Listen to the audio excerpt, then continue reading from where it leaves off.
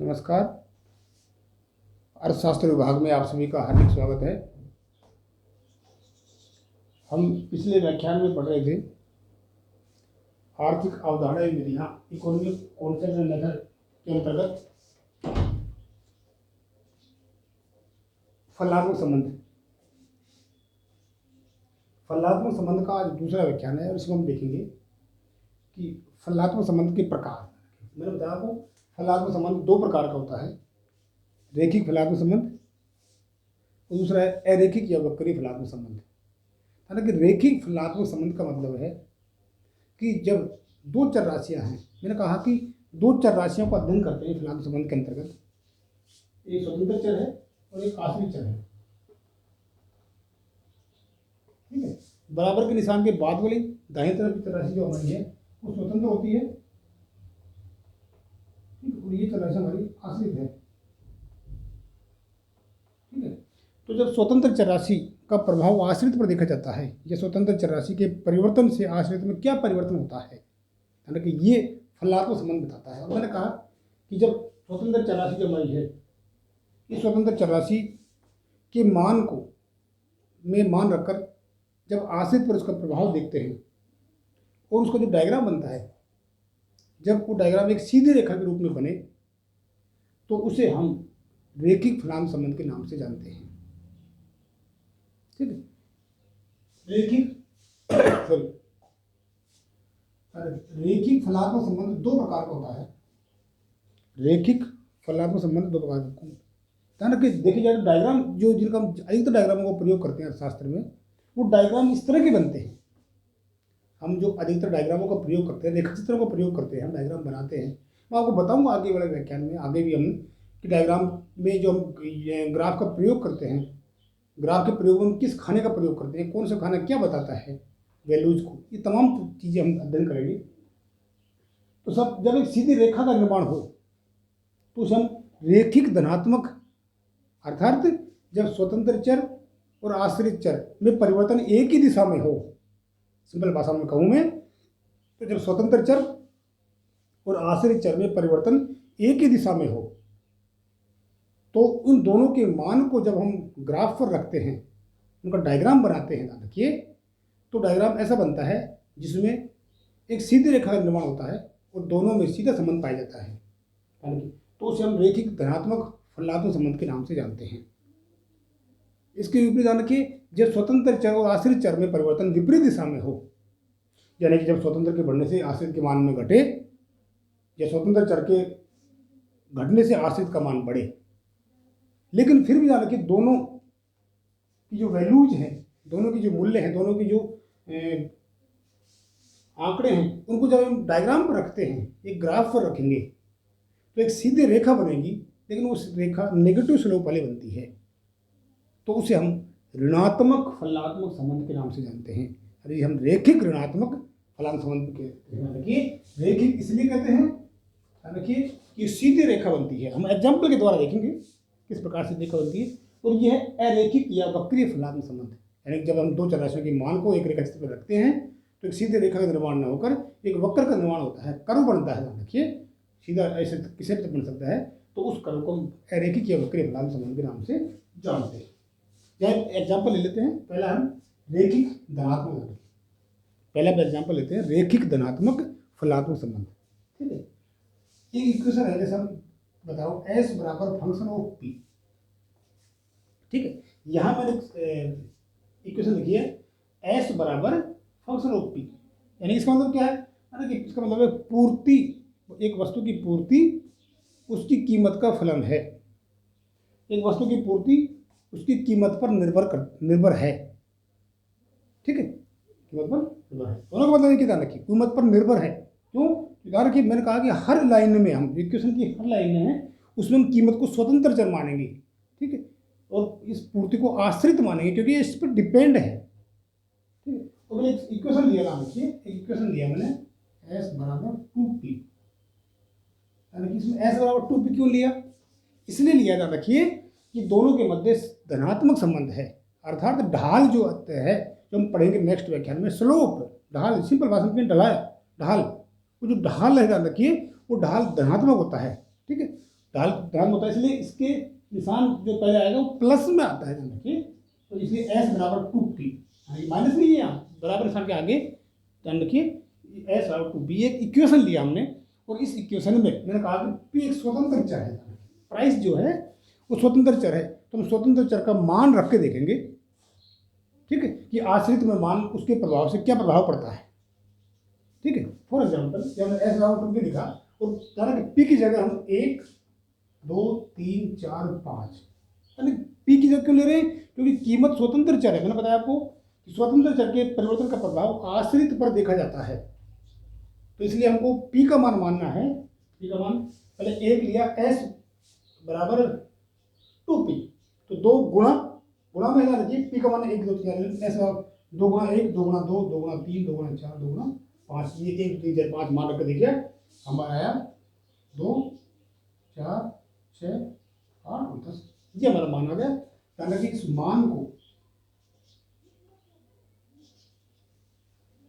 मान को हम यहाँ रखेंगे, ठीक है। यह हमने ले लिया पूर्ति, और यहाँ ले लेंगे प्राइस, कीमत, हमने ले ली कीमत या पूर्ति। तो ना कि इस डायग्राम को जब हम इसमें रखेंगे, अब इस मान को आप देखेंगे 2 में 1, तो आपका इस प्रकार का डायग्राम बनेगा। जब हम इसके मान को रखेंगे कि ये 2 और ये 1 पर 2 1 पर, ठीक है, प्राइस 1 पर 2 पर, इस तरह से लेंगे, तो ये डायग्राम बनेगा एस बराबर पूर्ति, इसे हम पूर्ति फलन भी कहते हैं, इसे हम पूर्ति फलन भी कहते हैं। ध्यान रखिए, ये हमारा मान जिस प्रकार से हमने लिया है, ये हमारा जब ओ एक्स, यहाँ कीमत ले लिया, यहाँ पूर्ति ले लिया, हम ग्राफ पर रखेंगे। एक की स्थिति में ये 2 2 पे ये 4 3 की स्थिति में 6 4 में ये 8 5 में, बस एक बार आप ग्राफ पे बना के देख लीजिए। सप्लाई का मान इधर लेकर 2 4 8 6 8 10 में, या प्राइस का मान रख के देखिए, पैमाना मार्क इस प्रकार का डायग्राम बनता है, कि जो एक सीधे रेखा के रूप में भी प्राप्त हो रहा है। यानी कि यहाँ पर मैंने आपको बताया था कि स्वतंत्र चर यानी कि कीमत और आश्रित चर यानी कि पूर्ति, दोनों के मध्य सीधे संबंध पाया जाता है। सीधे संबंध का मतलब क्या होता है, सीधे संबंध का मतलब यह है कि यहाँ कीमत बढ़ रहा है तो ये पूर्ति बढ़ रही है, ये बढ़ रहा है, उल्टा लेंगे ये घटेगा तो ये घटेगा, दोनों में सीधा संबंध पाया जाता है। और एक सीधे संबंध से डायग्राम बनाया हमने, इक्वेशन बना, तो एक सीधी रेखा बनी, ध्यान रखिए। इसलिए इसको हम क्या कहते हैं, इसको हम कहते हैं रेखिक धनात्मक धनात्मक संबंध। अब देख लेते हैं रेखिक ऋणात्मक, हमारे रेखिक ऋणात्मक संबंध। देखिए हमारे डायग्राम एक इक्वेशन है, डी बराबर पी, डी बराबर यानी कि डिमांड जो हमारी है, ध्यान रखिए, जो हमने यहाँ माना था डिमांड जो हमारी है वो कीमत का फलन है। मैंने कहा कि ये स्वतंत्र चर है, ध्यान रखिए, बराबर के निशान के जो बाद वाला है ये स्वतंत्र चर है, तो इसके परिवर्तन का प्रभाव इस पर देखा जाता है, ठीक है। तो मैं इस तरह से बोलूँगा कि एक्स वस्तु की मांग एक्स वस्तु की कीमत का फलन है। एक्स वस्तु की मांग एक्स वस्तु की कीमत पर निर्भर करती है, या यूँ कहें कि एक्स वस्तु की मांग एक्स वस्तु की कीमत सॉरी के परिवर्तन का प्रभाव एक्स वस्तु की मांग पर देखा जाता है, और ये इस पर निर्भर करता है। ये इक्वेशन बता रहा है कि फलाना संबंध का हमको यही बताना है कि ये स्वतंत्र चर है या आश्रित चर है, ठीक है। ये हमारा है। इसके बाद हम एक इसका मान लेते हैं कि इक्वेशन के द्वारा हम सोल्व करते हैं रेखिक ऋणात्मक फलात्मक संबंध को, यानी कि तो एस डी बराबर 12 माइनस 2p, हमने एक इक्वेशन लिया है, D is equal to 12 minus 2p। ये किस लिए लिया, ध्यान रखिए, माइनस का निशान रखता है, नेगेटिव संबंध दोनों के मध्य, ठीक है। नेगेटिव है तो ये स्लोप जो आएगा, ध्यान रखिए, ये एक नेगेटिव आएगा, ध्यान रखिए, तो ये माइनस इसलिए हमने लिया है। अब इस इक्वेशन में हम मान देखिए, यहाँ पर भी प्राइस का मान 1 2 3 4 5 मान के देख लिया, और इक्वेशन में हमने रखा 12 माइनस 2p, ध्यान रखिए, 12 माइनस 2 गुणा 1 2 गुणा 2 2 गुणा 2 1 गुणा 1 2 3, इस तरह से मानेंगे 13, ठीक है। 12 में से 2 1 2 समझ के 10, ठीक है, 4 कम 4 8, हाँ 4 6, ठीक है, 6 बजे 12 माइनस 8 4, ठीक है, 12 माइनस 5 दूनी 10 हो गए 2। ये हमको संख्या प्राप्त होगी। इस मान को ध्यान रखिए, इस पी के मान को हम इक्वेशन में रखते हैं। इस 1 2 3 4 5 जगह तो 2 जाएंगे, 12 में से 2 कम कर देंगे 10 हो गए, 4 हो गए, 12 में से 4 कम कर दिया 8 हो गया, 6 12 में से 6 कम कर दिया 6 हो गया, 4 12 में से 4 दूनी 8, ठीक है, 12 में से 8 कम कर दिए 4 हो गए, ठीक है, 5 दूनी 10, 12 में से 10 कम कर दिए 2 हो गए। ये हमें प्राप्त हो गया। ध्यान रखिए, अब इसका भी ध्यान रखिए, इस प्रकार हम डायग्राम उसका बनाया था, सेम इसका भी हम डायग्राम बना लेंगे। ओ एक्स यहाँ हमारी कीमत या मान, ठीक है, इस मान को ध्यान रखें, हम यहाँ रखेंगे 2 1 2 3 4, तो हमें डायग्राम इस तरह से प्राप्त होगा। डी डी हमारा मान है, ठीक है, यहाँ हम लिख देंगे 12 माइनस 2 डी बराबर, ये हमारा इक्वेशन होगा, यानी सीधी रेखा बन गई। ठीक है, हम इस मान को जब इसमें रखेंगे ध्यान रखिए, तो एक हमारी सीधी रेखा बन गई। ठीक है, ये सीधी रेखा थी हमारी, धनात्मक थी, अर्थात दोनों का मान बढ़ रहा था। ये सीधी रेखा है ऋणात्मक, दोनों का मान बढ़ रहा था। अब देख लीजिए किस तरह से बढ़ रहा है। ठीक है, ये प्राइस कम कर दिया, ये डिमांड बढ़ गई, ये हमने कम किया, ये बढ़ गई। ठीक है, यानी कि कीमत और जो मांग है उसका परिवर्तन विपरीत दिशा में हो रहा है। ठीक, कीमत बढ़ रही है तो मांग घट रही है। ठीक, तो इसको हम कहते हैं रेखिक ऋणात्मक फलात्मक संबंध के नाम से जानते हैं। यानी कि ये इंपॉर्टेंट है। मैंने कहा जहाँ जहाँ भी इक्वेशन हम लेंगे, ये इक्वेशन में कहीं पर हम भी इस समीकरण का प्रयोग करते हैं, तो कि जो स्वतंत्र चर होता है उसको हम पहले बोलते हैं। मैं बार बार बोल रहा हूँ, कीमत, जब कीमत बढ़ रही है तो मांग घट रही है। मैं ये नहीं बोल रहा जब मांग घट रही है तो कीमत बढ़ रही है। हमेशा स्वतंत्र चर को हम पहले बोलना पड़ता है, पहले बोला जाता है, यह फलात्मक संबंध कहलाता है। ठीक है, इसके बाद में दूसरा हमारा है अरेखिक या वक्रीय फलात्मक संबंध। ठीक है, यानी कि जिसके अंतर्गत अरेखिक वक्रीय क्या कहते हैं, जिसमें एक सीधे रेखा का निर्माण न होकर एक वक्र का निर्माण होता है, तो उसमें अरेखिक या वक्रीय फलात्मक संबंध कहते हैं। इसके लिए हम एक एग्जाम्पल लेते हैं, y बराबर x की पावर 2 प्लस 3। इस तरह से इक्वेशन ले रहे हैं हमने, x बराबर y बराबर x की पावर 2 प्लस 3, और इसमें ध्यान रखिए कि इक्वेशन के अंतर्गत आप मान रख के देख लीजिए। जब हम मान रख के देखेंगे तो x का मान ध्यान रखिए, हम मान के चल रहे हैं। ये मैंने कहा स्वतंत्र चर, इसका मान हम मान के चल रहे हैं कि स्वतंत्र चर का मान इसी तरह से मानते हैं हम, तो आश्रित पर क्या प्रभाव पड़ता है। ठीक है, तो -3 -2 -1 0 1 2 3, ये हमने मान माना है x का, ध्यान रखिए। मैं फिर कहता हूँ ये मान के चल रहे हैं, ये कोई जरूरी नहीं है कि यहाँ पर ये माने हैं, हम इसका मान अलग ही मान सकते हैं, +1 2 3 4 5 6 ये भी मान सकते हैं, इस तरह से हम उसको माना था। हालांकि x का मान हम ये भी मान सकते हैं, कहीं कोई दिक्कत नहीं है। अब कुछ भी मान माने, x के मान का प्रभाव हम इस जो हमारी जो वैल्यू है स्वतंत्र चर है यहाँ x है, इसके मान का प्रभाव y जो हमारे यहाँ आश्रित चर है इस पर क्या प्रभाव पड़ता है, अर्थात डाटा निकल के कैसे आते हैं हमारे पास। तब उस डाटा जो निकल के आ गए, फिर हम उन दोनों के डाटा को समीकरण डायग्राम पे रखेंगे, ध्यान रखिए ग्राफ पर रखेंगे, तो डायग्राम कैसा बनता है, ध्यान रखिए ये डायग्राम ही बताता है, डायग्राम इसका प्रकार बता रहा है अरेखिक या वक्रीय संबंध को। ठीक है, तो अगर हमने मान रखा है कि मैं इसके चल रहा हूँ, आप इसके मान सकते हैं, इसको -3 -2 पर मानवाना। ठीक है, तो इस तरह से आया, तो ये x की पावर 2 प्लस 3, ठीक है, हर एक की पावर को स्क्वायर कर जाएंगे, +3 कर जाएंगे। -3 का -3 हम जानते हैं प्लस हो जाता है, क्योंकि हम जानते हैं माइनस गुना माइनस बराबर प्लस होता है हमेशा। तो ये -3 स्क्वायर का मतलब क्या है, -3 गुना -3 बराबर +9। ठीक है, +9, तो 9 और 3 12, 4 3 7, 1 1 1 +3 4, 0 का 0 का, ये होगा 3, 1 और 3 4, 4 3 7, 9 3 12। ये मान हमके प्राप्त हो गए, y के मान यानी कि आश्रित चर के मान 12 7 4 3 4 7 और 12, ये पहले घटते हुए फिर बढ़ते हुए प्राप्त हुए। जब हमने x यानी स्वतंत्र चर का मान माना है, -3 -2 -1 0 1 2 3, हालांकि मैंने बता रहा हूँ इसके मान आप इसके अलग भी मान सकते हैं, मतलब कोई फर्क नहीं पड़ता, ठीक है। ये हमने माइनस प्लस इसलिए मान लिया कि हम ग्राफ जो होती है, ग्राफ में कैसे मान रखते हैं इसके बारे में थोड़ा अध्ययन कर लेंगे, यानी कि ग्राफ, यूज ऑफ ग्राफ, ठीक है। ये मैं बता देता हूँ, इसमें डायग्राम तो हमारा आसानी से बना लेगा, इसका डायग्राम आसानी से बन जाएगा। ये इंपॉर्टेंट है, यानी कि यूज ऑफ ग्राफ,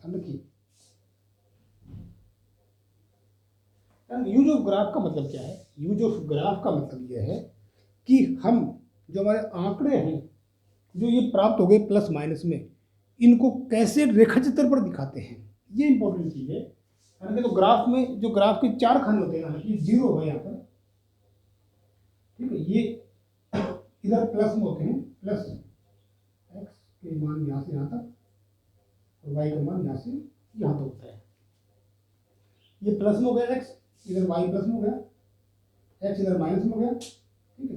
और यहाँ पर वाई माइनस में हो गया, ठीक है। ये ग्राफ का पहला कॉलम है, फर्स्ट, यानी कि यहाँ पर एक्स बराबर प्लस में और वाई बराबर प्लस में जाना चाहिए। ये ग्राफ का जो पहला खाना है, यानी कि अक्सर इसी खाने का प्रयोग किया जाता है, यानी कि ग्राफ का अक्सर इसी खाने का प्रयोग किया जाता है जहाँ एक्स और वाई दोनों का मान प्लस में होता है, यानी कि अब यहाँ पर एक्स का मान माइनस में भी है और प्लस में भी है, तो ग्राफ के कौन से खाने का प्रयोग किया जाएगा अभी हम स्पष्ट कर लेते हैं। इससे पहले तो ये हम देख रहे हैं, इसलिए प्लस प्लस क्यों आ जाना कि इसमें रटने की आवश्यकता नहीं है आपको। मैंने कहा कि लाइन खींची, यहाँ जीरो हो गया, इधर प्लस में हो गया, इधर माइनस में, जीरो हो गया, इधर प्लस में, इधर माइनस में, वाई का मान, ये एक्स का मान आर पार, वाई का मान आर पार, ठीक है। तो यहाँ प्लस में इसलिए आ गया, इधर प्लस में वाई, तो इस खाने की बात कर रहे हैं हम, यानी कि हम इसकी बात कर रहे हैं जहाँ एक्स और वाई दोनों प्लस में है। इसके इधर आ जाइए, ये क्या है, एक्स बराबर तो क्या है नीचे माइनस में है और वाई बराबर क्या है प्लस में है, ठीक है। क्यों? क्योंकि अब इसके अंतर्गत हम क्या है, हम इसकी बात कर रहे हैं, हम इसकी बात करते हैं, एक इस वाले हम इसकी बात कर रहे हैं, इसको ग्राफ को खाना नंबर हम सेकंड बोल रहे हैं, जहाँ एक्स माइनस में है नीचे वाला और वाई प्लस में है। यानी कि तीसरा खाना ये है जहाँ एक्स बराबर माइनस में है, वाई भी माइनस में है, ये ग्राफ का थर्ड फॉर्म, यानी कि जहाँ एक्स और वाई दोनों माइनस में है, एक्स भी, इसके अंदर हम किसका प्रयोग करेंगे, हम इसका प्रयोग करेंगे, इसके नीचे वाले। यानी कि जब आगे आप पढ़ोगे इकोनॉमिक्स में, जब आप पीजी करेंगे या, तो वहाँ पर आप ऐसे डायग्राम भी आपको बनाने पड़ सकते हैं, मतलब किसी भी खाने में हम डायग्राम बना सकते हैं। मैंने कहा अधिकतर हम जो शुरुआत इनिशियल स्टेज में डायग्राम बनाते हैं अधिकतर इस खाने का प्रयोग करते हैं, यहाँ थोड़ा डिफरेंट है, हम दूसरे खाने का प्रयोग करेंगे। ठीक, इसके बाद चौथा खाना जो हम इस फोर्थ खाना है, इसके अंतर्गत जाना कि एक्स हमारा प्लस में है और वाई हमारा माइनस में है। एक्स इसमें हम क्या करेंगे, हम इसका प्रयोग करते हैं, यहाँ एक्स प्लस में है, वाई माइनस में है। तो ये ग्राफ के चार खाने हैं। ये मैंने इसलिए बताया, ध्यान रखिए कि प्रत्येक डायग्राम को शो करने के लिए बहुत जरूरी है कि हम किस खाने में डायग्राम बना रहे हैं। फॉर एग्जाम्पल अब ये डायग्राम जो बना रहे हैं,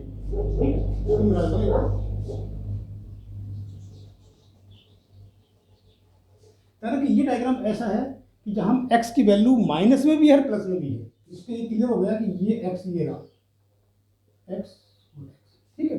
जब एक्स की वैल्यू माइनस में भी है प्लस में भी, यानी कि ये वाला लाइन, यानी कि इसमें एक्स की वैल्यू प्लस में भी है, एक्स की वैल्यू माइनस में एक लाइन में। और दूसरी वाई की वैल्यू किसमें है, वाई की वैल्यू जाने के शुरू से आगे तो प्लस में दी हुई है, वाई प्लस में दिया हुआ है, ये दोनों स्थिति में जाने की। जब ये माइनस में है तब ये प्लस में है, यानी कि तब ये जीरो है तब ये प्लस में है, तब ये माइनस में है तो सॉरी प्लस में, तब ये प्लस में है, तो ये वाई प्लस में शुरू होता है, ठीक है। यहाँ एक्स हम देखा प्लस में है, यहाँ एक्स माइनस में है और यहाँ वाई प्लस में है। तो हम इस खाने का प्रयोग करेंगे ग्राफ के, और अब आसानी से जान रखिए, इसमें मान रखकर जब एक्स का मान -3 हम देखेंगे कि यहाँ -3 -2 -1 0 +1 +2 +3 मानेंगे, और इसी तरह से ऊपर बढ़ जाएगा, 3 से लेके आगे तक बढ़ेंगे हम, 3 6 2 12 10 12 तक हो गया, ठीक है। तो जब हम इस वैल्यू को इस पर रखेंगे, इस -3 पे आपने 12 आए, तो इस तरह से डायग्राम बनेगा, ध्यान रखिए।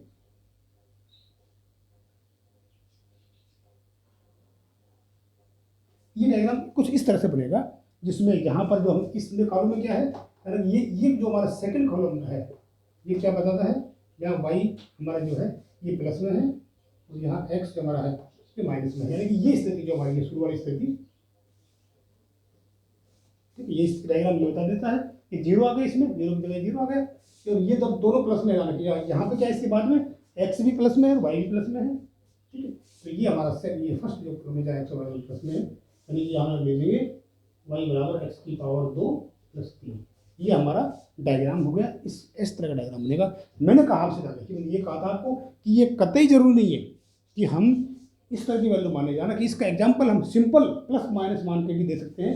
अब इसके बाद वाले जो हम एग्जाम्पल माने, शुरू में हमने स्वतंत्र चर की वैल्यू 1 2 3 4 5 मानी थी, हालांकि इसमें भी हम 1 2 3 4 5 मानकर आसानी से हम इस डायग्राम को बता सकते हैं। ये इस तरह डायग्राम बनता है। उस स्थिति में डायग्राम ध्यान रखिए, फर्स्ट कॉलम बन जाएगा हमारा डायग्राम किस तरह से बन जाएगा। अगर मान लीजिए हम ग्राफ पे एक होने का प्रयोग करते हैं, माइनस का नहीं लगाते हैं, ये कहलाता है फलनात्मक संबंध। इन शॉर्ट में आपसे कहूँ, ठीक है, यानी कि फलनात्मक संबंध का अर्थ और प्रकार। आपके सवाल आएगा, छोटे सवाल या बड़ा सवाल जो आता है, इसमें आता है फलनात्मक संबंध किससे कहते हैं और फलनात्मक संबंध के क्या प्रकार है। ठीक है, लेकिन ध्यान रखिए ये छोटे सवाल की तरफ मत देखिए। मैंने कहा कि पूरे इकोनॉमिक्स के अंतर्गत, पूरे अर्थशास्त्र में जहाँ पर हम इक्वेशन की बात करेंगे, समीकरण की बात करेंगे, ध्यान रखिए, या हम उस इक्वेशन को एनालिसिस करेंगे या इक्वेशन क्या बता रहा है हम उसको डिफाइन करेंगे, ध्यान रखिए उस समीकरण का, तो मैं सभी जगह मैंने कहा फलनात्मक संबंध की आवश्यकता पड़ती है। और फलनात्मक संबंध ध्यान रखिए दो चर राशियों के मध्य संबंध को दर्शाता है, जिसमें एक चर राशि स्वतंत्र और एक चर राशि आश्रित होती है। बराबर के निशान के बाद वाली अर्थात दाईं तरफ की चर राशि स्वतंत्र चर कहलाती है तथा बाईं तरफ की चर राशि आश्रित चर राशि कहलाती है। इसका मतलब क्या है? इसका मतलब यह है कि स्वतंत्र चर राशि का प्रभाव आश्रित पर देखा जाता है, अर्थात स्वतंत्र चर के परिवर्तन से आश्रित में जो परिवर्तन होता है उन दोनों के मध्य संबंध को ही फलनात्मक संबंध कहते हैं। इसमें हम इक्वेशन लेकर आंकड़े मानकर हम तालिका बना लेंगे, उस तालिका को जब डायग्राम पर रखेंगे तो हमारा रेखाचित्र बन जाएगा। यानी कि यही अर्थशास्त्र का नियम है कि इक्वेशन हम देखेंगे, उसमें वैल्यू मानी, तालिका बन गई, उस तालिका के आंकड़ों को हम डायग्राम पर रखा, डायग्राम बन गया। यही अर्थशास्त्र जो है, डायग्राम और तालिका का महत्व है, इक्वेशन का महत्व है अर्थशास्त्र में। खैर, ये जो प्रकार है दो प्रकार के होते हैं, रेखिक और अरेखिक या वक्रीय। रेखिक में रेखिक धनात्मक, रेखिक ऋणात्मक। ठीक है, रेखिक धनात्मक किसे कहते हैं? जब स्वतंत्र चर और आश्रित चर के जो मान है, जो आंकड़े हैं, उनको एक रेखाचित्र पर अंकित करते हैं, ग्राफ पर अंकित करते हैं, तो एक सीधी रेखा का निर्माण होता है, अर्थात दोनों में परिवर्तन एक ही दिशा में हो, तो एक निश्चित अनुपात में हो, तो एक सीधी रेखा बनती है, ध्यान रखिए, तो उसको हम रेखिक धनात्मक कहते हैं। जब दोनों का परिवर्तन विपरीत दिशा में हो, यानी जब स्वतंत्र बढ़े तो आश्रित घटे, स्वतंत्र घटे तो आश्रित बढ़े, तो उसके अंतर्गत हम एक सीधी रेखा तो बन रही है, ध्यान रखिए, परिवर्तन तो एक निश्चित अनुपात में हो रहा है, लेकिन दोनों में विपरीत संबंध है, इसलिए उसको हम रेखिक ऋणात्मक संबंध के नाम से जानते हैं, जो हमने डायग्राम एग्जाम्पल यहाँ देखा। ठीक, इसके बाद में अरेखिक या वक्रीय फलनात्मक संबंध, यानी कि जब दो चर राशियों के मध्य इस तरह का संबंध हो, ठीक है, कि उनके संबंध को जब हम डायग्राम पर रखते हैं या तालिका में रखें या हम ग्राफ पर उनके मान को रखते हैं, तो उसके मान से एक सीधी रेखा का निर्माण होकर एक वक्र का निर्माण होता है, कर्व का निर्माण होता है। ठीक है, इस तरह से ये वक्र का निर्माण होता है, सीधी रेखा का निर्माण होकर, ध्यान रखिए, तो उसके अंतर्गत उसे हम अरेखिक या वक्रीय फलनात्मक संबंध के नाम से जानते हैं। ये हमारा ग्राफ का यूज है जो हमें इम्पोर्टेंट होता है इस लाइब्रेरी के अंदर करने के लिए। ठीक है, ये हमारा फलनात्मक संबंध है जो आपके लिए बहुत इंपॉर्टेंट है। मैंने 2 व्याख्यान में इसको पूरा करवा दिया है। ठीक है, थैंक यू, धन्यवाद।